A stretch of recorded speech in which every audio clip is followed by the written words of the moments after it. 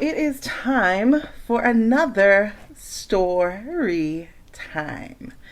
Let's start not at the beginning. So I'm going to start at the middle and then we're going to walk it all the way back. So today is going to be about why it took me 3 times to quit teaching. And this is going to be a tale of deferred dreams, a lost voice, and not knowing my worth or my value. In 2015, I pressed resign. I went into the house, I opened the computer, I pressed the button that literally said resign. Then I walked outside, stood on the sidewalk, looked around and said, "Oh shit, what did I just do?" The reason for my freak out is because for 10 years, at that point, for 10 years, I had been a teacher. For 10 years, that had been my whole identity. That is what I did every day. I woke up, I went to work, I taught students, I lost my voice, I ended up in the hospital, I got sick multiple times, but I was a teacher. And I knew that, right? But in 2013, this is where the reversal comes. In 2013, I got pregnant with twins. I was 33 years old. My youngest child was 14. My oldest child was 17. I was well on my way to being an empty nester when life hit pause, rewind, and change the whole track. So here I was, 33 years old, a single mother of 4 kids now, making the same mistakes that I made when I was 19 years old as a 33-year-old. So I'm already pissed at myself about that, guys. Like, for real. I'm like, how in the heck did I end up being a single mother again at 33 years old? Don't I know how to make good choices yet? It was a whole shebang of self-recrimination. I really came down on myself. But here's the thing. I needed those twins. I needed that jumped track of life because they brought to me a different direction. They brought to me that, girl, all you have been doing was treading water. And now that things have gotten a little tougher, you're starting to drown. I got it. So with the twins came hardship. With the twins came not just financial hardship, but mental. Like I said, I beat myself up a lot, but I was a smart one. I was the one with the degrees. I was the one who was educated. I was one in a job. I was a teacher. Like, how does a person who's supposed to lead the generation make the same exact mistakes that teenagers make? So again, at 33, I found myself the single mother of 4, having twins, and just 4 months later, I was sleeping on the floor of my apartment because we were trying to move everything out. Why? Because that Friday, I came home from work to an eviction notice on my door, and it said, "You have 24 hours to move." Now, I'm not going to get into the whole situation of it, except that I went on bed rest and maternity leave, and that stuff was unpaid. So it wasn't a good time financially, but then it became like definitely not a good time. Because like I said, I had the eviction notice, 24 hours. And the good thing about it was, in Miami, the sheriff did not come out on Saturdays. So even though I had a 24-hour eviction notice, I basically had the weekend to clear out my apartment. And so, as I said, I was sleeping on the floor with my twins, who were only 4 months old. 4 months old. I'm clearing out my apartment. I'm trying to move as fast as I possibly can. And then, I had a friend that was like, "Go to the judge, ask for a stay, let them know you were on bed rest and maternity leave, and that's why you had financial hardship." So I did that. I took off of work that Monday. I stayed at the courthouse all day, basically writing a letter that pushed my pride all the way down to the floor. And I told the judge, like I said, I had bed rest, I had maternity leave. This is why I fell behind. I'm a teacher. I'm a good steward of the society. Like, anything that it could take to beg this guy not to let them kick me out. So I got a stay of the eviction, which was a huge success. They needed money right away. Cool. I had been working for a couple of weeks. I gave them the money, and then tax return came around, and so I was able to give them more money, and so I didn't get the eviction on my record. But this is where the germination of that seed began, because I was like, here I was, charged as a teacher to take care of other people's children, and I can't take care of my own. And so that thought was on repeat for the whole time that I was fighting to keep my apartment, that I was still not moving the stuff back into my apartment, so I was still sleeping on the floor. It was just really, really, really terrible time. And I'm going, this is not right. A teacher, a person who pours into the lives of other people's children, who take care of them as if they are their own, should not have to get another job, should not have to forego looking after their own kids just so that they could be somebody who looks after their kids. Like, it just didn't make sense to me. So fast forward, the summer came. In Miami-Dade County, you don't get paid summer pay. What you could do is take your paycheck and extend it over the course of the year, which means you are struggling for the entire year to make ends meet. Well, I couldn't do that because I took off the first semester. So summer came, and guess what? I had no job. I had no money. Nobody hires teachers for the summer because they feel like it's a waste of hiring, that you're just going to run. Mind you, I'm trying to change careers. I don't want to be a teacher, but nobody wanted to take a gamble on me. So I had these twins. I had these young kids. I had a kid who was entering his senior year of high school. And it just wasn't really fair. And then I started to get another 3-day notice because summer's happening and I'm falling behind. So I go, you know what? Let me take out of my retirement. So I call the Florida retirement system and I'm like, hey, can I borrow against my retirement? They're like, yeah, sure, you're able to do that. And then they were like, well, who's your employer? And I said, Miami-Dade County. Oh, sorry. The Florida Department of Ed does not allow you to do that. So I couldn't borrow against my retirement. I had $50,000 in retirement and I couldn't borrow against it to pay for my rent. And I was like, okay. And so I said, so how do I get my money? And he's like, you would have to quit. Like, you would have to not be part of the system for 3 months. I bet. So I walked into the house, I hit resign, and I walked back out onto that sidewalk and went, oh shit, what did I just do? And even though I felt the weight of teaching come off of me, because guys, let's be very clear, that job did not fit me. I was not aligned to it. I was having nightmares every summer about returning to work. That's how bad it was. I didn't like my principal. I had nightmares about her. And I would dream that I was driving kids off the cliff, because that's what education felt like. Like I was killing people's children because the education system sucked and I had to be the driver of it. So it just didn't align with me. I didn't agree with the stuff that we had to do. I didn't agree with all the testing or anything like that. So teaching was not my career. I was never going to hit 30 years in it. I was surprised to hit 10. So when I hit resign and I had my oh shit moment, it wasn't because, oh man, I wanted to stay a teacher. It was like, who am I now? Now that I'm not a teacher, what do I have to offer? What will people want from me? What can I give people? And this was the year of Periscope. And so I'm going on Periscope, watching these lives and seeing these women kill it. And all of a sudden I go, well, what the hell is a personal brand? So I invested in my first coach. My last $99 I put into a coach. And when I got into her program, I did not realize how, I don't want to use the F word, but that's basically what it was. I was like, I don't know me. I don't know anything about me. I don't know what I have to offer. I don't know anything about this business world. What the hell am I going to do? And so for 3 months, I'm waiting for my retirement money. And I'm like, okay, I'm going to do multi-level marketing because that was easy. I didn't have to come up with a brand. A brand was already made. People already knew the stuff. All I had to do was just introduce them to it. And it seemed like it would work.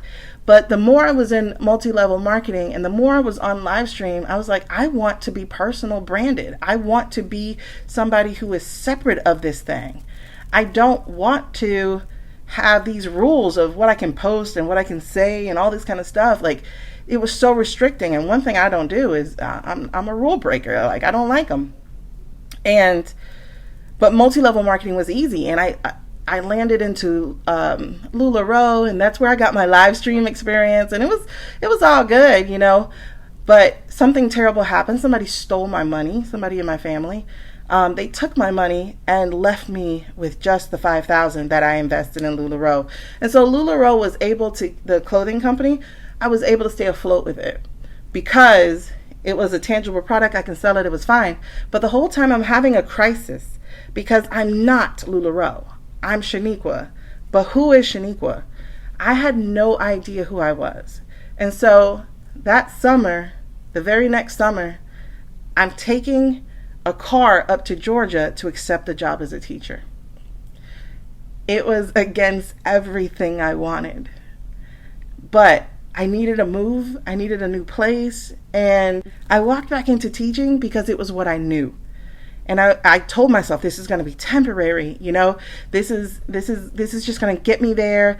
It's going to make sure that I'm not homesick or lonely because I'm going to have a job. And so I can get to know the people. And that worked. It really did. It worked for a few months until my principal told me to stop being so creative. And I'm like, wait, what? What do you mean stop being creative? And I went and I cried in my classroom. I was like, oh shit, this doesn't work. This isn't working. So I went to a different school, and that's when I started having my health issues. And I was like, oh shit, this really doesn't work. And so at the end of that year, I resigned. I was like, that's it. I'm not teaching. Well, I got my foot surgery. My foot surgery led to me almost dying. This is 2018. And all of a sudden, every stride that I was making here in Georgia, here in Atlanta, every stride just disappeared. Next thing you know, I'm right back in my mistakes. I'm getting 3-day notices. I have no money coming in. I still hadn't found my voice. I still didn't know what I could offer. I still didn't know what my value was. So I'm still out here, y'all. I was faking it and not making it. Like, it was really, really bad. People were like, I thought you were being successful. How? I had no idea how people thought I was being successful. I really have no idea. But I was showing up. You know, I would participate in everything that I invested in. I invested thousands of dollars. Which is really ironic as a person who's financially struggling. But the only reason I was financially struggling was because I didn't know myself. And as I told you, from 2014 until 2018, 4 whole years of me questioning, who am I? Who am I? Who am I? And I'm telling you, like, I did not get an answer until I was in that hospital. And it forced me to not just question, but to start seeking the answer. It was like, listen, girl, you're almost 40 years old. You don't know yourself. You don't know your value. You don't know your voice. That's got to stop. You have to figure this out, because we're not going to do appendicitis, pneumonia, and blood clots again. The next one can kill you. So what are you going to do that's different? And I set on a quest to find my path. And so if somebody told me something and it did not resonate with me, I said no. You know, people hate it when you pivot. I don't know what is wrong with this space, this entrepreneurial space, but they don't like people to find their own way. Oh, almost got a soapbox on that one. But they really don't. Do y'all feel that? Like, have you seen that here in this space? That anytime you're trying to be something different, anytime you're trying to make and carve your own way, anytime you're trying to do things that are not the normal way of doing things, you are met with a no. And hell, if you are a creative or an ADHD entrepreneur, like if you are anything other than a box checking, organized, sticky note type of person who buys planners every year and actually uses them, if you are not that person, if you are a scattered desk, scattered brain, creative art person, this space is super unforgiving for you. But it can be so enriching if you tell everybody, fuck off, I'm going to find my own way. And so I sat there and I just like literally pivoted and pivoted and pivoted.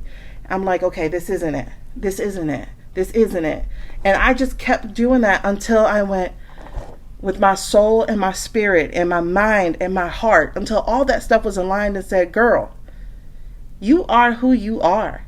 Like, I remember telling somebody, I don't want to teach you how to write a book. I want to teach you how to tell a story. And this person, and I don't blame them, because one of the things that I learned while watching T.D. Jakes, he talked about the turtle and the giraffe. The way that story illustrated for me is that Your sight is given especially for you, and you don't have to make anybody else see it.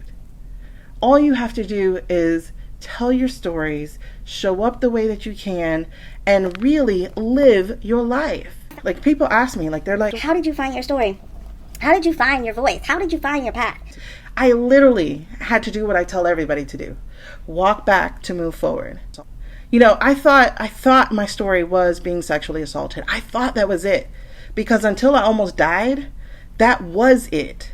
That was the thing that was inhibiting me. That was the thing that held me down and was always walking with me. It was like a shadow, but a shadow that had a grip around my neck, my voice.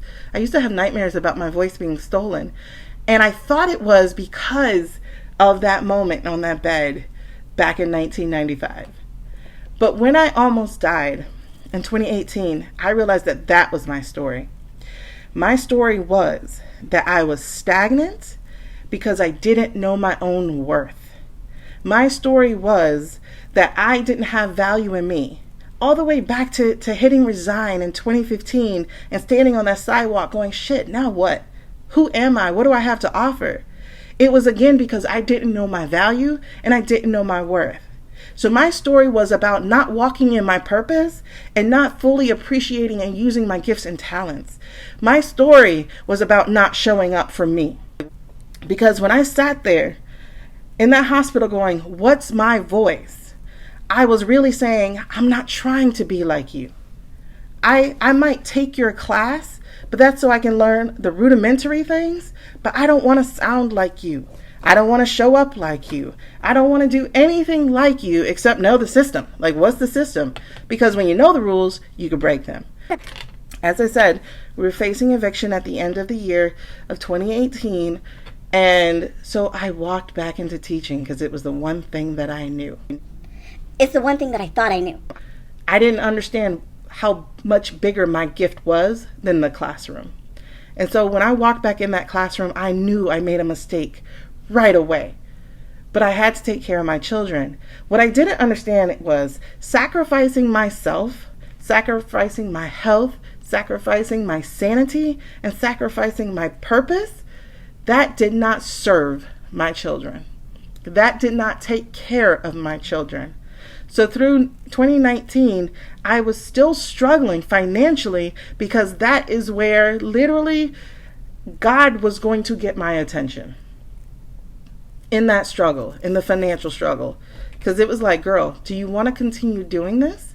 Because if you do, we can keep dancing the same dance. But if you want something different, I need you to get quiet and I need you to start paying attention to what I'm telling you. And so all these messages started coming to me through 2019. One of those messages was, from God was that I am more than enough. And it wasn't me, Shaniqua, I'm more than enough. God was saying, I'm more than enough. So stop asking for just enough. Make your asks bigger. Like, really, don't say, hey, God, I just want to make rent today. Say, hey, God, I want to buy my house within 6 months. He's like, test me. Show me that you understand that I'm bigger than your circumstances. I'm bigger than your right now, just like you are bigger than your circumstances. If you are feeling misaligned, if you're feeling that there's a bigger calling on your life, if you feel like there's a story sitting inside of you, or that you're feeling voiceless and you don't know what that is, that you got to get quiet and you have to respect where you've been. And the part that I think that is really getting people stuck is this. They think their story is about them. And your story really isn't about you. Not at all. You are a vessel of a message. You are a vessel of the lessons that came out of it. And you are the filter through which you can teach somebody else. Your story has never been about you. Yes, I got raped. Yes, I became a mother as a result. Yes, I have struggled since the age of 17 or 16. Yes, but that wasn't my story. My story was I needed to learn how to use my voice and walk in my power. And to stop disrespecting the gift that was bestowed in me, and to stop disrespecting my greatness, and to walk in it. Because when I did, and I'm still doing that, I've been able to help people be released from their stuck, from their stagnant. I've been able to help people see their greatness. I've had people say, I didn't know that I could do that. I've had people say, I didn't know I had permission. Like, that is crazy. I'm going to sign your permission slip right now. You have permission to go ahead and live the life that you truly want to live. You have permission, and understand that the life that you have experienced is no different than the life in which you are going to. That makes really bad English, but stay with me. There is no experience wasted. My life as a teacher has served me in this entrepreneurial space. I can show up and I can teach my ass off. I know how to speak things so that people understand. I know how to paint the pictures. I know how to help people reach their greater potential and actually move through it. Because I learned all that in the classroom. And I learned all that by understanding that there's another human in front of me. So I'm going to offer you, the human in front of me, the chance to work with me in learning how to tell your story. Because once you know how to tell your story, then you'll know how to serve with your story. It's never about selling, it's about serving. And as somebody said today, the transformation is in the transaction. People need to pay you for your genius, your greatness, your filter. And remember, your filter is how you disseminate the information you've accumulated. They need to pay you. And so to make that conversation easier, I want to teach you how to sell with story. So I created a class called Story Selling Made Simple, and I will drop the link in the comments and at the top of the title a little bit later. And I'm going to take you through these steps. It's 8 steps of how to tell a story in a simple way and to make it not feel like selling, because it's really not. If you show up in your purpose and you show up in your gift, and you're serving, because somebody needs what you are gifted with. Somebody needs the way that you can disseminate the information. Somebody needs your voice and your story. So I don't want you to hold it any longer. I don't want you to wait until you're in an ambulance or in a hospital. And I don't want you to hit resign on what's not serving your life and then all of a sudden say, oh shit, and then go right back to it. Because let me tell you, this time I've quit teaching. It's for good. And I'm hitting resign on that button as soon as these grades are turned in. And I'm going to enjoy my life because I'm going to walk in my own authority. Because as God said in Luke 10:19, I've already given you the power and the authority to walk among snakes and scorpions, and they can't harm you. And I will tell you, the education system is filled with those things. And I's gonna be married to my purpose, no more to a paycheck. So if y'all want to learn how to story sell, y'all go ahead and make sure that you hit the link that I'm about to drop in this comment. And it is Story Selling Made Simple. And I would love to help you find your story and tell it in a way so that you can serve the people you are here to serve. Be strong, be faithful, but beyond all of that, be great. See you later. Stay dope.